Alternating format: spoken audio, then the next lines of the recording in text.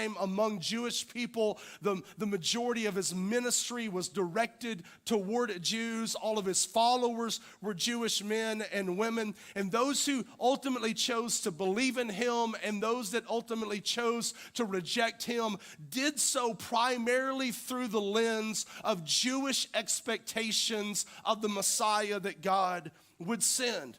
So consider today that over 2 billion people in our world confess Jesus, confess to be Christians, and hundreds of millions of people live lives that they would describe as devoted to Jesus. This first century Jew whom we know little about from a little known time and place, and it forces us to ask the question, who is Jesus? And if you're taking notes this morning, you can write this in. This is the crux, not really of just today, but the entire series. And it's this, that either Jesus is whom many believe him to be, or he is not.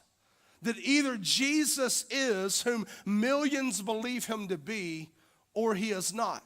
And if he is, then that truth has unique ramifications for every person in our world, not just those who choose to believe in him. But if he is not whom millions believe him to be, then there are hundreds of millions of people in this world that are holding on to a bag of fool's gold, that are trusting in something that is not even ultimately true, not only for the here and now, but for the hereafter as well. So we begin this series today by asking the question, who is this man? Who is Jesus? And we're going to camp out today in Matthew's Gospel, chapter 16, where Jesus himself asked this question of his own followers. And we read in verse 13, it says, when Jesus came to the region of Caesarea Philippi, he asked his disciples, who do people say that I am? And the context of where this conversation takes place is notable. Caesarea Philippi was a Roman outpost on the coast. It was a very pluralistic city.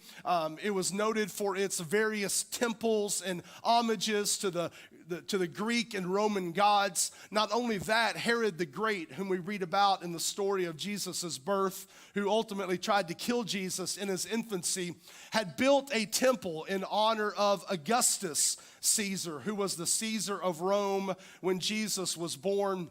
And we'll get into this a little bit next week, but if you would have asked anybody in the Roman Empire who the Son of God was, Jesus Christ would not have been the answer, but Augustus Caesar would have been recognized as the Son of God. And we'll dive into a little bit of that next week. But Caesarea Philippi was notable in that you could worship anything and everything or nothing. It was basically the Vegas of the region. It was Sin City. You could give in to any kind of sensualism, sexuality that you chose to. You can, in any kind of indulgence, any kind of pleasure, you could find very readily available in Caesarea Philippi. And in this backdrop of pluralism, where basically you can pick and choose your religion, pick and choose your belief system, where you could worship something to make you feel better about yourself while still pursuing whatever lifestyle you were comfortable with,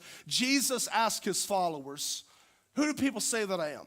Like, what's the word on the street? What's the prevailing belief about my identity? And we find the same debate, the same questions being asked today. Was Jesus a prophet? Was he a philosopher? Was he a good teacher? Was he somebody sent by God to point us back to God? Was he someone who was enlightened? And he came much in the way of a Gandhi or a Buddha to teach us a higher way to live. What's the prevailing attitude among people regarding my identity? And in verse 14, we read the disciples replied, some say you're John the Baptist, some say you're Elijah, still others say you're Jeremiah or one of the prophets. And all these answers are interesting, that people don't believe that you're God, but they believe that you're somebody who used to live, but you're John the Baptist who is now dead, or you're Elijah or Jeremiah, one of the prophets that has come back from the dead. It's amazing the leaps that sometimes we will make to try to explain Jesus away. But that's what often happens in the world in which we live.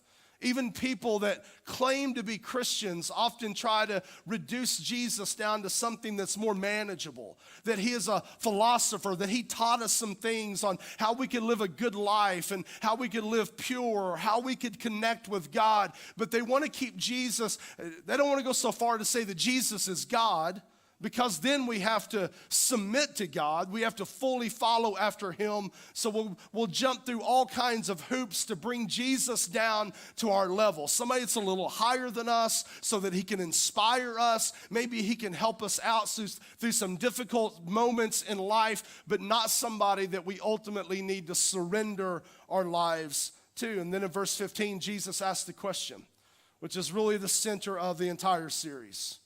But what about you? Who do you say that I am? Who do you ultimately believe me to be? A good teacher, a miracle worker, a rabbi, someone sent by God?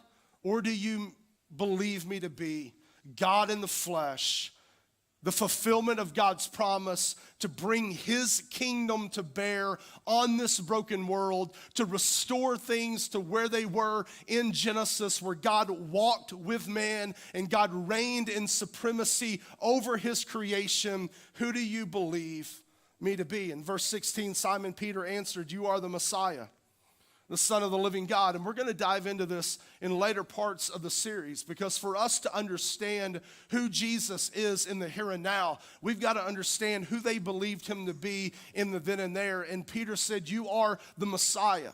And the Messiah was based on Jewish expectations that God would one day send a deliverer into this world to establish the kingdom of God on earth, to restore this broken world. And Peter said, we believe you're not just sent by God, but you are God in the flesh, coming to make good on all of your promises to renew this broken world in which we lived. You are the Messiah, the Son of the living God.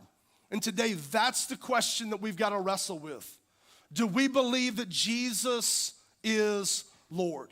Do we believe that he was sent by God to point us to God? Or do we believe that he was God in the flesh? And to follow him means that we fully submit and fully surrender our lives to his lordship. And then in verse 17, Jesus replied, blessed are you, Simon, son of John, for this was not revealed to you by flesh and blood, but by my Father in heaven. And this is where theological liberalism loses some of its steam.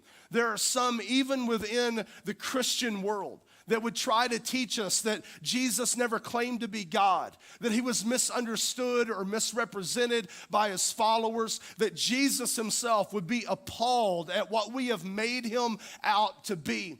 But Jesus, in his own words, asked his followers, who do you believe that I am? And when Peter answers, we believe that you're not just from God, but you are God, that you are God in human form, come to make this world right again. Jesus responds in the affirmative to Peter, telling him, Peter, you didn't come up with that on your own. That wasn't just a product of your own rationale. You didn't just make an intelligent decision based on the facts known to you, but my Father in heaven revealed to you my divine nature, ultimately standing in agreement with Peter's confession that he was indeed God in the flesh.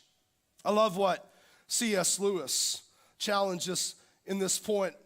In his book, Mere Christianity, he writes, I am trying here to prevent anyone from saying the really foolish thing that people often say about Jesus, that I'm ready to accept Jesus as a great moral teacher.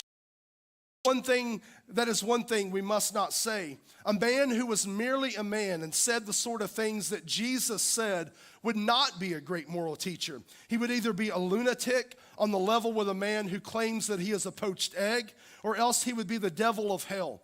You must make your choice. Either this man was and is the Son of God, or else a madman or something worse. You can shut him up for a fool, you can spit at him and kill him as a demon, or you can fall at his feet and call him Lord and God. But let us not come up with any patronizing nonsense about him being a great human teacher. He has not left that option open to us, neither did he intend to. Now, it seems to me obvious that he was neither a lunatic nor a demon, and consequently, however strange or terrifying or unlikely it may seem, I have to accept the view that he was and is God. And today, when we consider the totality of the life, the ministry, the teachings of Jesus, the writings given to us by the gospel writers, we've got to come to one of three conclusions. And the first one is either that Jesus was a liar, that he intentionally misrepresented himself, that he was merely a man, but claimed to be God, claimed to speak for God, claimed that he had power to forgive sins, claimed that he had power to determine the destination of someone's eternity, that he intentionally misrepresented himself, or we've got to determine that he was a lunatic, that even though he was not God, he believed himself to be God, that he was some kind of deranged person, much like some of the cult leaders that we've seen in our Western world over the last couple of centuries that thought himself to be way more than he was. But when you consider not only the gospel writings, but the totality of history, that centuries later, Jesus is still revered, still respected by even those who don't even believe that he was Lord and God. When you consider the purity of his teachings, the profoundness of how he lived and how he has inspired millions of people, it seems unlikely that Jesus was either a liar or a lunatic, which leaves us with this overwhelming conclusion that Jesus is indeed Lord. That he is who he was, God in the flesh, that it came to redeem a broken humanity and lead us back to right relationship with the Father. Now, there have been some in an attempt to poke holes in C.S. Lewis's argument that Jesus was either a liar, a lunatic, or Lord, that have countered that maybe it was not Jesus who misrepresented himself, but it was his followers that in an attempt to make their own lives and their own movement out to be more than it was ever intended to be, fabricated stories about Jesus. The only problem with this is that Jesus was a Jew, and his followers, his closest followers, were Jews.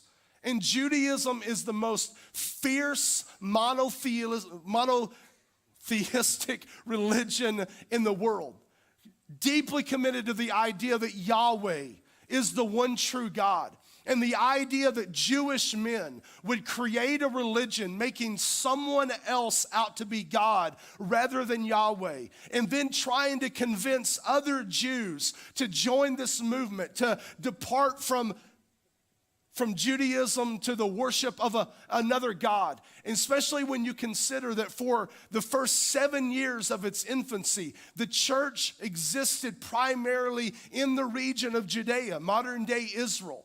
That it was not until the persecution of the church, beginning with the martyrdom of Stephen, that the church actually began to branch out beyond the Jewish community. It seems very unlikely that Jewish people would be converted to a different belief system, believing in another God other than Yahweh. Which leaves you and I to consider, who was Jesus? And not only that, what is the implication for our lives? If we ultimately believe Jesus to be who he declared himself to be, whom his followers declared him to be, what is the implication for our life? If we come to the same place of confession as Peter, that I believe that you are the Christ, the Son of the living God. I believe that you are Lord. Well, later on in that same chapter, Jesus begins to explain the ramifications for you and I. If we do arrive at that place of confession of Jesus as Lord in our own life. In verse 24, Jesus said to his disciples, "Whoever wants to be my disciple must deny themselves and take up their cross and follow me.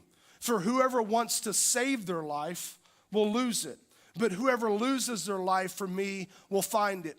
What good will it be for someone to gain the whole world yet forfeit their soul? Or what can anyone give in exchange for their soul? For the Son of Man is going to come in his Father's glory with his angels, and then he will reward each person according to what they have done." The cross was the demonstration of the self-giving love of the Father. And Jesus said, in the same way that I'm going to shoulder a cross, and I'm going to give of myself on a Roman cross, giving myself up for the sins of all humanity, that each and every one of you can have right relationship with God and live in the grace of God. That as my follower, you've got to shoulder your cross as well. That we've got to deny ourselves, that in the way that we would want to be served, that we want to be catered to, that we want to pursue our comfort and our pleasure and our rights. Jesus said in humility, we've got to lay aside our rights, we've got to lay aside our pursuit of pleasure and comfort and follow after him. To shoulder our cross means to follow Jesus in the way of love. It means to follow Jesus in the way of love. If you're taking notes this morning, write this in. That if we believe Jesus, then we should follow Jesus. If we believe Jesus, meaning that we have confessed Jesus as Lord, then our lives should be fully aligned with Jesus. We should follow Jesus. And just to get super practical as we come to a close this morning, what does it mean to follow Jesus?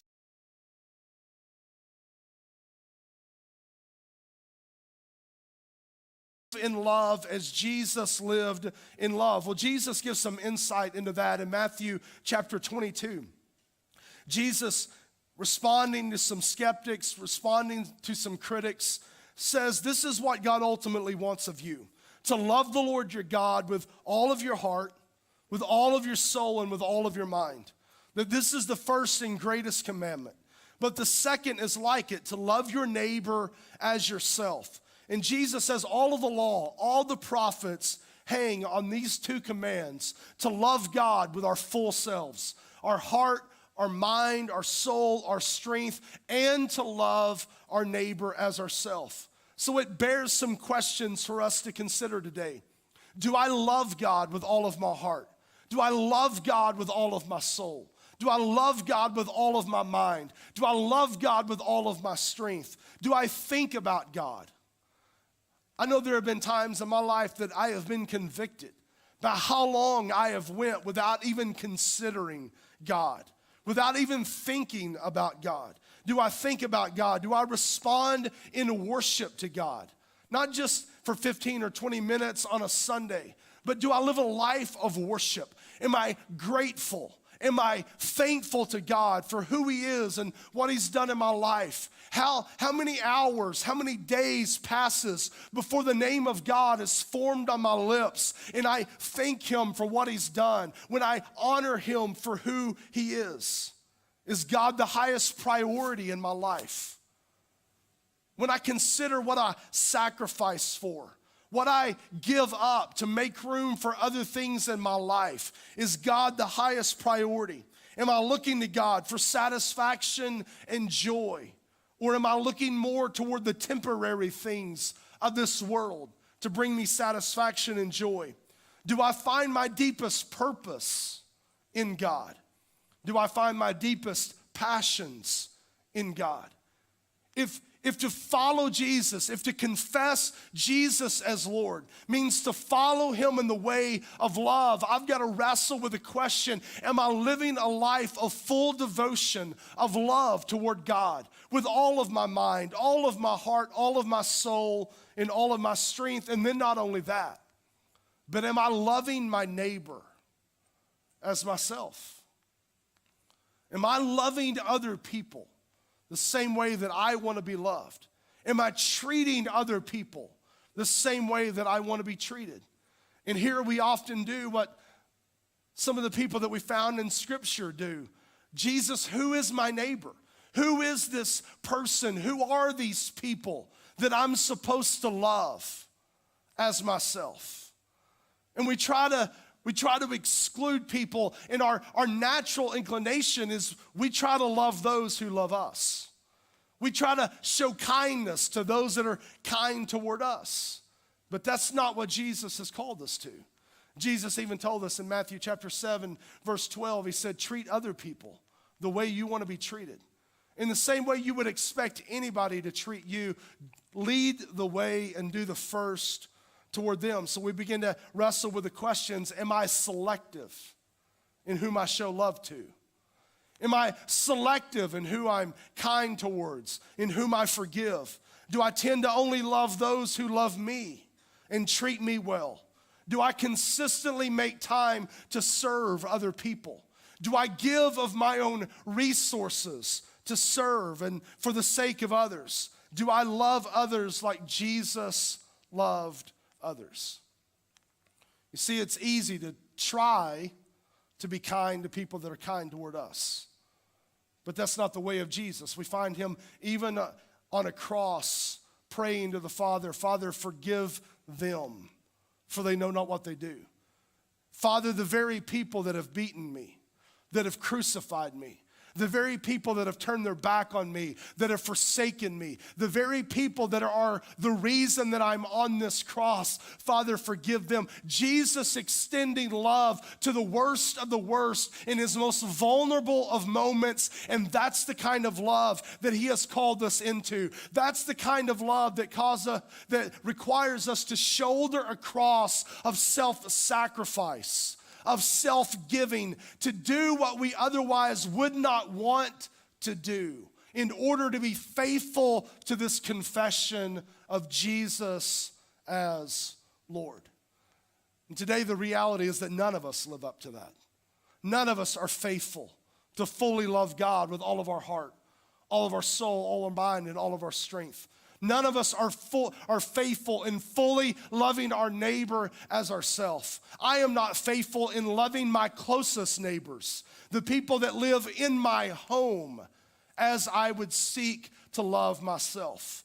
I'll fall short of that not only with people that I don't know or may not even like. I'll fall short of that with the people that I love the most, my wife, my children, my closest friends. But if our confession is that Jesus is Lord, that Jesus is the Lord over my life, that I continually, in humility, shoulder a cross and follow him in self-sacrificing and self-giving love. And when I fall short, I receive his grace, and I get up in that grace, in that love, and continue to love again. And this morning, just to help us out, a practice that I love to do from time to time in my own devotional life, the Apostle Paul in 1 Corinthians 13 does a really good job of wrapping flesh and blood around this concept of love. Because we know that love is not a feeling. Love is a choice. Love is a commitment. We never feel like loving people that are unkind or hateful toward us. We never feel like forgiving somebody, even if it's somebody that we do love, somebody that is close to us. We never feel like we have this battle in my home. My wife will be like, hey, would you want to take out the trash? I'm like, well, no, I don't want to take out the trash. There will never be a point in my life that I want to take out the trash. Will I take out the trash? Yes. But I have no emotions that compel me to take out the trash, vacuum, do laundry, wash dishes. I mean, the list goes on. And love is the same way. If we wait for some kind of emotive response to forgive, to go out of our way to show kindness to people, both those that we like and those that we do not like, we will never love as Jesus has called us to love, because love is not a feeling, it is a choice, it is a commitment that we make, and even deeper still, and we don't have time to get into this, it is an active response to the love that we have received from God. But the Apostle Paul puts flesh and blood around love, and he says love is patient. This is what love is. It's not what love feels, but this is what love does. It is patient, it is kind, it doesn't envy, it does not boast, it is not proud, meaning that it's not constantly looking out for itself. It does not dishonor others. It is not self-seeking. It is not easily angered. It keeps no record of wrongs. It doesn't delight in evil, but rejoices with truth. Love always protects, always trusts, always hopes, always perseveres. So when Jesus says, love your neighbor as you love yourself, that means that we are patient, kind with our neighbor. That we are not self-seeking, but rather we put the needs of others ahead of ourselves. Both of those that we like, that like us, those that we don't like, and those that don't like us. We're not easily angered. We don't respond in emotion toward people. We don't keep record of wrongs, but we're quick to forgive. So one of the exercises that I like to do, knowing that to confess Jesus as Lord means to follow Jesus in love. It's to substitute my name anywhere that it says love. And read the passage like this. Brian is patient. Brian is love, because if I'm called to be an embodiment of the love of God, and this is what love looks like, then this should be true of my life as well. Brian is patient. Brian is kind. Brian does not envy. Brian does not boast. And what I like to do from time to time is when I substitute my name in there, and anytime I make a statement that makes me go, like that's not really true, I just stop and spend a moment of prayer there. That if I'm called to embody love, and this is what love looks like, then Jesus help me love like this. And this is how it goes every time for me. Brian is patient. Okay, Jesus, I'm not patient. And here's the deal. Nobody likes praying for patience. I would rather pray for the plague than pray for patience. I came to this little epiphany this week in my driving. I got pulled over and got a ticket this week, not for speeding, which is a miracle in and of itself, but for expired tags, because who has time to go renew their tags? You want to know the sad thing? I work, like our office is right there, 3 doors down. Guess what is there? A tag agency. And my tags are 1 year out of date. Yeah, that's what I said. Officer, who has time to walk 3 doors down from their own place of employment? But anyway, that's not the point of the story. But I came to this place of epiphany this week that my problem in driving is that I have the assumption that everybody else is motivated by the same thing I'm motivated by when I'm driving. And that is this: to get where I'm going as quickly as possible. You do not drive like that. Yeah, you're the people that I hate and constantly test my sanctification. I just assume when I'm driving that everybody else wants to get where they're going as quickly as possible, like I do. But that is not the case. And I am driven by this great amount of impatience. And it causes anger. It causes frustration in my life. But here's the deal. You want to know whose problem that is? That's mine. That's mine. But that same impatience that causes me frustration on the roadway also manifests in other places in my life. It manifests in my marriage. She's not in here, so she's not going to say amen to that. It manifests in my parenting. It manifests in my work. In every area of my relationship. So not surrendering myself to love, surrendering myself in patience, guess who that hurts? It hurts me, and then it causes me to hurt those around me. And it stands opposed to everything that Jesus is. So as I surrender myself, as I shoulder my cross and deny myself, my motivation, my desire, my expectation that everybody else cater to me, and rather in humility, surrender myself to patience as the embodiment of love. And not only it begins to change my life, but it also begins to change how I interact with the world around me. And that's true of every one of us today as we surrender to the lordship of Jesus.